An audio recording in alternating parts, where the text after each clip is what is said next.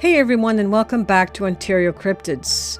Today is a fantastic day to be sharing this a little bit of an unusual episode with you guys. And the reason that it's a great day is because it is raining out. You know, it's one of those days where you just want to curl up in front of your TV and watch some movie, whether it's an action-packed movie, whatever your fancy is.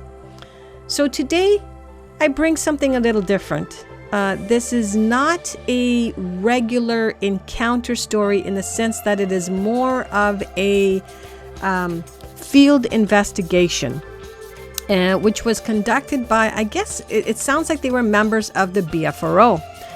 So on that note, we're going to get right into it. So as you know, I'm always looking for great stories to be shared on this channel. So if you have a story that you would like to share in a safe environment, then forward your encounter stories to OntarioCryptids@gmail.com. And now, go grab yourself a beverage and get cozy on your couch or chair and sit back and relax.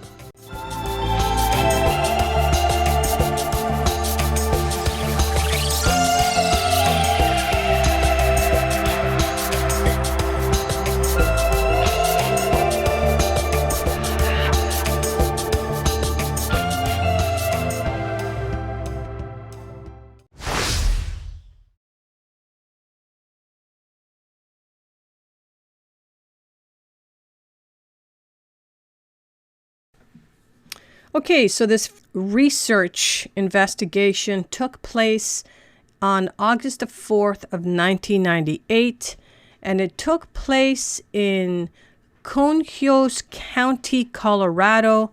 And again, the exact location has been omitted. This is my best guess as to the general area as to where their investigation took place, but don't hold me to it. What a beautiful location that is. Okay, so let's get to this field research because, as I stated previously, this is a long one. So as stated before, these are somewhat different stories because they are more of an investigation. So here is the report of a field investigation done by three folks, RM, CW, and KF. And it starts like this.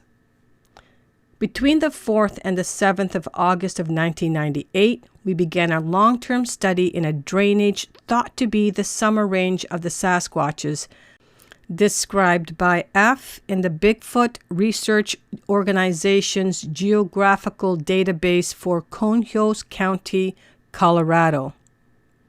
Our purpose was to spend at least 6 days in the study area to establish our presence deep into what we thought might be the home range of the creature and to familiarize ourselves with the area.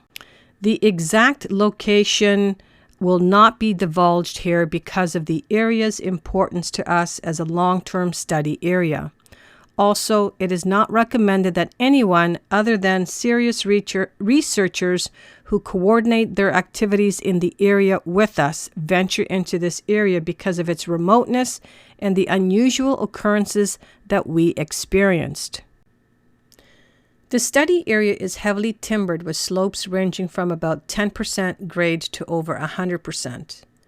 The elevations range from 9,400 feet above mean sea level, MSL, to over 12,000 feet above MSL. The off-road terrain is extremely rough and suitable campsites are mostly non-existent. The soils are granite, very firm, and not conductive to animals with soft feet leaving discernible tracks. Shod horses weighing 1,000 pounds or more generally left slight hoof impressions in the surface of the dirt road. The study area is summer range for an apparently sizable population of elk. The cow elk and their calves that I observed were numerous, well-fed, and healthy. I believe that this population serves as prey base for the alleged resident Sasquatches, as well as other large predator, including man. No evidence of bears have been seen on this trip, but that does not preclude them from existing there. The first 21 hours spent in the study area by W and me were uneventful. We found a suitable campsite that had fire ring and other evidence of recent human usage, possibly by seasonal elk hunters. Their campsite lay between dense forest and rising terrain on the north, northwest, east, and southeast sides, and a large wet meadow that drains into the creek on the west side. I just want to say the name of the creek was omitted. The meadow covers an area about 230 acres, and it is oriented on the southeast axis. It was about 250 yards wide west-southwest of our campsite. At 1600 Mountain Daylight Savings Time on the 5th of August of 1998, W and I heard distinct primate-like calls, apparently originating from an 11,000-foot-high ridge north of the campsite. The vocalization resembled those of a large man rising from a low pitch to a high pitch before ending. Something like a and were similar to the vocalization that I heard near Leadville during the early morning of the 23rd of October, 1994. The vocalization stopped before they could be recorded. To our knowledge, no other humans were within 4.5 miles of our campsite. A possible hiker's camp was observed by us as we drove into the area the previous day. It was approximately 4.5 miles southeast of our camp and was next to the access road and a pack trail leading up to Blank Peak. This camp was located at about 9,400 feet above MSL, and the intervening rough and heavily wooded terrain rose to over 11,000 feet above MSL. By road, the distance between camps was greater than 7 miles. At about 16:30 MDT, we were joined by KF and his son, A. We discussed the vocalization, and it was noted that our campsite was about blank miles from the site of F's scream encounter of June 1994. At about 1:40 MDT on the 6th of August of 1998, W was awakened by an undetermined disturbance. Since he had decided to keep his horses in their trailers that night, it may have been their movements in the trailer that awoken him. At about 1:57 MDT, he heard a vocalization coming from nearby that sounded something like, ooh. Diminutive, rhythmic, and almost conversational form of the vocalization heard the preceding afternoon. Also, this vocalization was repeated several times and was followed by a pair of low, sharp clicks as if two hard objects or rocks were being struck together. F also heard the clicks. The vocalization seemed to emanate from a small ridge less than 1/4 mile northeast of our campsite. Unfortunately, W was unable to awaken me sufficiently for me to corroborate his observations. After daybreak on the 6th of August, we observed several elk cows and their calves grazing on a bench about 1/2 mile southwest and upslope from our campsite. Several bulls were observed bended down over the timberline on the east-northeast slope of Blank Peak. After breakfast, we conducted a brief examination of the area north of our campsite, but nothing unusual was observed. F and his son departed to examine the bait site that had established near the site of his scream encounter. These bait sites were established in mid-July of 1998 and were designed to collect hair samples and handprints. W and I rode the horses further down the drainage following a closed logging road. We rode about 1.5 miles down the drainage before coming to the end of the closed road. We found the road washed out and impassable by vehicle. At the road's end, we found a major game trail that continued down the blank creek drainage. But we elected not to follow it because of the deadfall and snag, which made going impossible for the horses. While at this location, I took the opportunity to pound rhythmically on a hollow log with a large rock for about 30 minutes. My efforts, however, elicited no response. We retracted our path to our campsite and rode beyond it to an old clear cut. The exact date of the cut is unknown, but it shows up on the aerial photography taken on the 29th of August of 1989 as a recently disturbed area.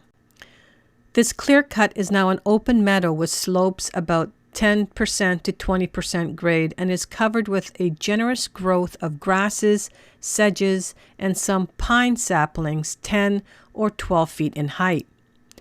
Numerous cow and calf elk tracks along with recently used beds were observed throughout this area.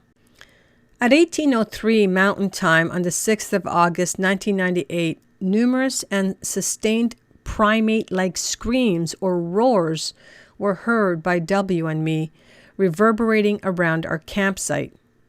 The direction from which the vocalization emanated could not be determined, and the quality of the calls seemed to have a definite edge or harshness over the vocalizations heard the previous day. They sounded something like "rah, rah." The vocalization lasted about 4 minutes, and again, I was unable to record them. The horses were secured, tethered to the rear of the trailer, and we turned in for the night at about 22:30 Mountain Time, which coincided with the rising of the full moon. At about 2 a.m. Mountain Time, the 7th of August 1998, W and I were awakened by F's vehicle alarm system, which caused a few moments of pandemonium and F shouting false alarm. He then advised us of the events preceding the alarm's activation. He stated that he had been awake when he began to hear a rhythmic rock clacking 50 to 100 yards north of the campsite. The sounds of the two rocks being struck together began at about 1:40 a.m. Mountain Time. He described the sound as having a definite cadence of 1 strike per second and lasting for a period about 20 seconds. He observed that the horses were fully alert, extremely nervous or frightened, stamping and snorting, and both of them were trying to position the horse trailer between themselves and the source of the rock clacking. There were no slopes around the campsite steep enough for it to dislodge rock to tumble down and duplicate the steady cadence that he heard. Upon hearing the clacking and observing the fright exhibited by the horses, he attempted to lower the window of his sports utility vehicle in order to hear better, but inadvertently activated the alarm system, which caused William and me to respond to the emergency with weapons at the ready. The events leading up to the alarm were discussed, especially the horses' exhibited behavior. They are experienced mounts for deer and elk hunting and have been used on numerous such hunts to pack out downed game. They have also been exposed to bear, which, according to their owner, frightened them considerably. F expressed the opinion that no other incidents would be forthcoming because of the noise made by the alarm and our activity, and then he retired for the night. William and I decided to maintain a listening watch. Within 45 minutes after the activity in the camp subsided, the horses began to alert again, and with the aid of a sound amplifying device, bionic ear, stealthy creeping footfalls could be heard. Although the device had a directional parabola, there was enough surface background noise from overflying jet aircraft to make precise directional orientation difficult. Still, the footfalls that I heard were definitely not the thudding noise made by the horses or other hoofed animals as they walk. It became apparent that the horses were confirming what I was hearing and that they were giving us an acute bearing on the intrusions. The horses never alerted towards the meadow on our open west-southwest flank. To aid us in our surveillance, we also used a pair of night vision goggles, but despite a full moon and the unit's infrared spotlight, viewing into the shadows wasn't very productive because of the jumble created by branches and snags. A 4-celled maglite was also used to pan suspected areas, and at about 400 mountain time, red eyeshine was detected. The eyeshine appeared as 2 parallel reddish pinpoints which winked off and on at about the same visible plane as the base, and to the side of a lone tree growing on the southwest rim of a small swale. The swale began about 15 yards north of the horse trailer and was approximately 25 yards in diameter. A person of an average height standing in it would be unable to see over the rim and into our campsite. The eyeshine's color was consistent with the reddishy or orange reported by G. Grant, the Bigfoot print in 1992, while the color of the eyeshine cast by the horses was a lime green. Despite a full moon and clear meteorological condition, no grazing elk or other nocturnal animals were observed at any time during the night. An absence of browsing deer and nocturnal animal was previously reported by me in my report of the alleged Sasquatch screams and response calls that I heard near Leadville, Colorado in October of 1994. The meteorological conditions then were basically the same as the morning of the 7th of August of 1998. Moonset occurred at about 5:30 Mountain Time. The intrusion occurred at intervals of 1 every 45 to 60 minutes and always began with the horses alerting in a different direction towards the forest around us. Stealthy footfalls and movements would be detected, and we would wait until we were absolutely sure that an animal was close by. Then we would unzip the tent's insect netting and pan the suspected area with night vision goggles or the maglite. An interesting and I believe important observation is of the horses' behavior preceding successive intrusions. They were becoming more accepting of whatever was encroaching upon our campsite. Bears are ruled out because they were not observed and the horses did not exhibit the fear reaction that they are known to show in their presence. After daybreak, the area around the campsite was examined for tracks and other disturbances. The ground surface was, as stated previously, very firm and fairly even, with a layer of pine needles duffed under the trees and grass and sedges in the open areas. Rock outcrops occurred throughout, and the open areas were moist from heavy dew and a light rain shower from the previous afternoon. An animal's bed was found about 90 yards north of the campsite under a tree above the northern rim of the swale. This position or bed provided an excellent but screened view of our campsite. The bed was dry and appeared fresh and did not observe any hoof prints or footprints in or around it, although the soil and duff were disturbed. There was no detectable odor in the bed. F picked up 2 baseball-sized rocks and struck them together to demonstrate the sound he had heard earlier that morning. The noise he produced startled the horses and elicited their undivided attention during the demonstration. Conclusions. 1. Primate-like vocalizations were heard on 3 separate occasions between the 5th and the 7th of August of 1998. The vocalizations heard in the afternoon of the 5th and 6th of August of 1998 could not have been made by a human without the aid of a megaphone because of the dense forests and vegetation which quickly attenuated the sound. These vocalizations lasted for a period of not more than 5 minutes, each occurrences, and were definitely produced by a living animal and not by a tape player. The vocalizations heard on the 5th of August had, as interpreted by W, a heads up or general announcement quality to them, whereas those vocalizations heard on the 6th of August were more like, now hear this. The vocalizations heard during the early morning of the 6th had a conversational quality to it and was followed by a pair of low, sharp clicks, which were also heard by F. 2. The footfalls and movements heard with the bionic ear were consistent with the night movement techniques that I've learned during my training as a combat infantryman.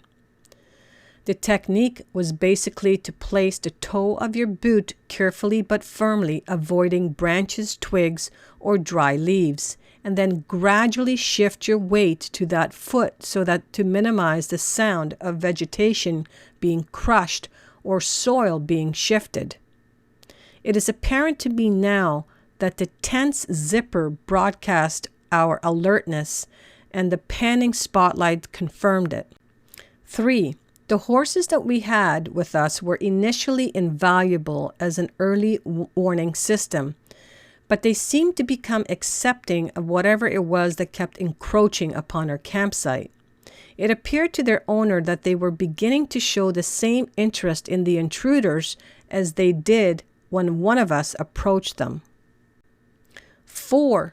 We were not subjected to the same sort of intimidation or threat display, such as screams and thrashing of vegetation, that others have reported in their Sasquatch encounters. This difference in behavior could have been due to our numbers and the nature of our presence in the area. We all carried firearms. We actively scouted the area. We made drumming noises on a hollow log, and we didn't hunt the elk that abounded the area, and we remained vigilant during the night. 5. William and I had the distinct impression that we were dealing with an adversary rather than a curious and semi-intelligent animal. My conclusion is based on my personal instinct and experience as a former Marine who has seen more combat, and Williams was based on his gut feeling, as he had no previous experience with anything like this. We independently noted the change in the quality of the afternoon vocalization between the 5th of August and the 6th of August, the use of nonverbal communication in the form of rock clacking, and the repeated probing of our campsite on the morning of the 7th of August of 1998. The rock clacking could be interpreted as a form of close-range communication intended to mimic naturally occurring sounds, which would not tend to alert a quarry. According to F, such a communication is sometimes used by bow hunters when hunting bighorn sheep and mountain goats, because they tend to disregard the sounds of falling rock. 6.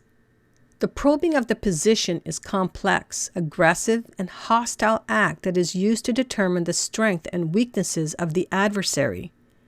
It is my opinion that this use of this device could only be made by an intelligent, sentient being or beings of potentially dangerous capabilities or intent. Although there are no recently documented incidents of anyone being attacked by a Sasquatch or Sasquatches, the above described occurrences, the Ape Canyon incident described by John Green on the track of the Sasquatch in 1980, and the reference to chimpanzee hunting behavior described by Jane Goodall, the chimpanzees of Gombe, pattern and behavior in 1986, caused my personal warning flags to go up. KF's gut feeling was that the encroachment on our campsite amounted to nothing more than simple curiosity. 7. After considering all of the events leading up to the night of the 6th and 7th of August, W and I decided to cut short our planned stay and to leave when F and his son left for their home in Kansas.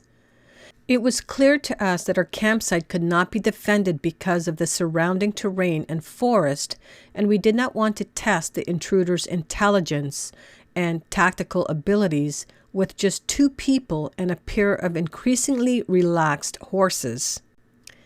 If we had indeed been probed the night before, we were obviously under the constant surveillance, and it would have been readily apparent to an intelligent being or beings that it had the advantage.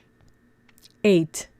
Although no conclusive evidence was found that would support a claim that our campsite had been visited or probed by Sasquatches, the area warrants further and careful investigation, which we tend to systematically accomplish. Okay, guys, so there you have it. So this is, this is a bit of an unusual episode for myself. I hope you guys enjoyed it, though. I did enjoy reading this. It was very clinical, if I could say that, but I guess that's coming from the research standpoint. The one thing I found very interesting was in the conclusion, where I think it was point number 3, they stated how relaxed the horses were becoming to the intruders. And the only reason to me that horses would be becoming relaxed is because maybe they thought they were humans. And because as they stated previously, they did not think it was a bear because they react very differently to when bears are in the area. Which, then leads you to think that these Sasquatches are more human-like than they are animal-like. But I liked the conclusion. I thought it was very well put together. But like I said, this is a bit of a different episode for me. And again, I hope you guys enjoyed it. I do have another one that is somewhat the same. I don't think it is as long as this one, but if you guys like this one, I will upload the next one that's similar. It's like a research again next week. But you guys let me know if you want to hear the next one next week, or if I should just look for a different story to tell. So that's gonna mark the end of this episode. So if these stories reminded you of an encounter that you may have had and you would like to share, then please forward your stories to OntarioCryptids@gmail.com. I would be honored to share your story on this channel. Thank you all for listening until the end. I truly appreciate it, and please hit that like button on your way out and smash that subscribe button if you're new to my channel. And most of all, I hope you guys have a fantastic Sunday, and we will see you all next week.